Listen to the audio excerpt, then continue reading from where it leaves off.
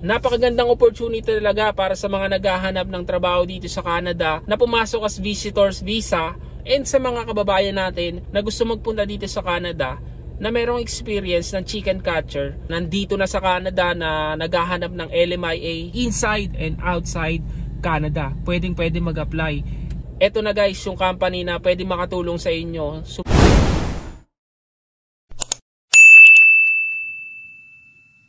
Hello guys, welcome back to our channel, and for today's video magsishare tayo sa inyo ng bagong-bago lang na kakapost lang ng isang malaking kumpanya ng chicken. Gahanap sila ng mga tagahuli ng manok o chicken catcher guys. So for today's video gagawa natin ng video yan para sa mga kababayan na natin na nandito na sa Canada na naka-visitors visa, na naghahanap na magbibigay sa kanila ng LMIA. Ito na maaari yung kumpanya na pwedeng makapag-hire sa inyo dito sa Canada. Importante dyan guys, hindi lang dito inside Canada dyan, pwede din to outside Canada, mga pwede din mag-apply guys. So sa video natin na ito guys, i-share ko sa inyo yung details kung paano ba kayo makakapag-apply, kung magkano yung sahod, qualification sa trabaho na to, kung pwede ba kayo o qualified ba kayo. Itatakal natin lahat dito sa video natin for today. Mabilisan lang to guys kasi kakapost lang talaga nito, wala pang 24 hours na post tong trabaho na to guys. I hope na isa kayo sa mga mapili o ma-hired gamit ng LMIA dito sa sa company na to. So abangan nyo to guys, at kung interested ka sa video natin na to, tapusin mo hanggang dulo, and kung nagustuhan mo ay nakatulong sa ito guys, please give it a like and comment down below, and then ipipin ko din sa comment yung email address nila na pwede nyong pagsendan, and yung contact number nila dito sa Canada na pwede nyong tawagan, at pwede kayo mapag-inquire kung paano ba mag-apply dito sa job opportunity na to na dito sa Canada, inside and outside Canada. Pwede mag-apply. LMIA provide ng company. So let's go. Isa natin sa pangalan ng company na nag-hire ng mga chicken catchers. Ito yung Eden Valley Poultry. Dito sa company na to, marami na din mga Pilipino na nagtatrabaho. Eden Valley is located here in Nova Scotia, Berwick, Nova Scotia, to be exact yung lugar ng company ng Eden Valley. Siguro mga almost 1.5 hour mula dun sa lugar na yon, yung pinaka main city na tong Nova Scotia. So napakagandang location para pagtrabahuhan. Ang mga product pala nila dito guys is yung chicken at saka yung turkey.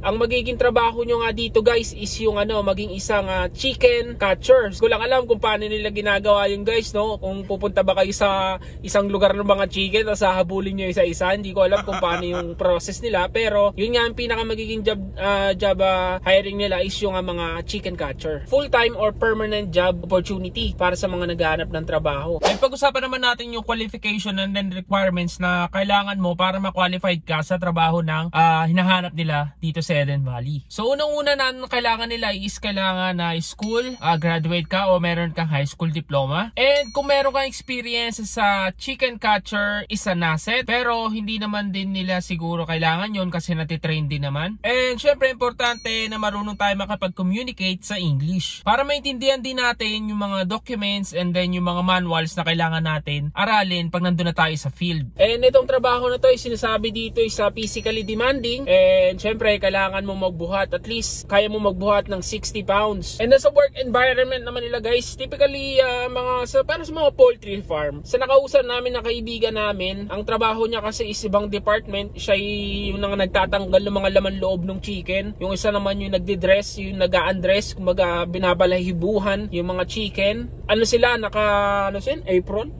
PPE. Naka talaga sa proper Basta sa factory. Basta parang nasa factory ka. Kung ikaw is nagtatrabaho sa Taiwan, yung mga nakasuot ng bunny suit, tapos yung may mga gloves, yung may mga bota, tapos yung may mga hairnet, ganun yung work environment nila. Di ko lang alam pagka sa chicken catcher ka, tingin ko parang ganun din kasi iniiwasan nila makontaminate o magkasakit yung chicken bago i-process. And sa mga magtatanong kung magkano ba yung sahod dito Eden Valley na hinahire nila sa chicken catcher, nagbibigay sila ng sahod. First, ang starting rate nila guys is $18.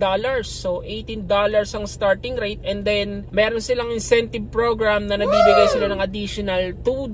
So magiging $20 ang magiging sahod mo guys per hour. Yan guys So nagtatrabaho ka sa kanila ng 12 hours a day, and then 5 to 6 5 or 6 days a week. More or less to total kayo guys ng ganito. 1,440 per week. Yan ang pwede nyo sahurin dito guys. Ano pa yan guys ha? Marumi pa yan ha. Hindi pa yun yung malinis na makukuha nyo guys ha. May mga deduction pa yan. Syempre meron kayong deduction ng tax.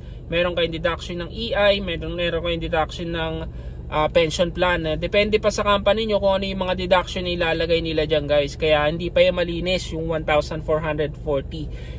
Pero yan yung possible na pwede mong kitain sa isang linggo lang na pagpasok dito sa company ng Eden Valley guys. So napakagandang opportunity talaga para sa mga naghahanap ng trabaho dito sa Canada na pumasok as visitors visa or isa kang naghahanap ng trabaho na gusto mo magtrabaho na kahit ano na lang para makakuha ka ng work permit dito sa Canada. And sa mga kababayan natin na gusto magpunta dito sa Canada na merong experience ng chicken catcher, ito yung isang opportunity din para makapunta kayo dito sa Canada guys, no? So applyan nyo na guys. Ilalagay ko yung email address and contact details nila sa description box below, and then ipipin ko din sa comment natin guys. And ito din, ilalagay ko din dyan, ito yung email address nila and contact number guys para makapag-apply na kayo sa kanila guys. So yun na yung mga qualification and requirements, and ayun lang guys yung update natin for today's video, and I hope na matulungan ko kayo and ma-hire kayo dito sa Eden Valley as a chicken catcher sa mga naghahanap dyan at sa mga kababayan na natin na nandito na sa Canada na naghahanap ng LMIA. Eto na guys yung company na pwede makatulong sa inyo. Subukan nyo na, itry nyo na, i-grab nyo na yung opportunity na to. And then sa mga kababayan natin sa Pilipinas, subukan nyo, try nyo na, and grab nyo na din yung opportunity na to para makapunta kayo dito sa Canada guys. And ayun lang guys yung update natin for today, and I hope na natulungan ko nga kayo. And pag nakapunta kayo dito sa Canada guys, kita-kita tayo guys, and chat nyo ako kung nakatulong tong video na to. Yun lang guys, give this video a like, subscribe, and comment down below, and click the notification bells para lagi kayo updated sa mga bago pa nating video na ilalabas, job opportunities, boy natin dito sa Canada guys. Yun lang guys, have a good one. Ting!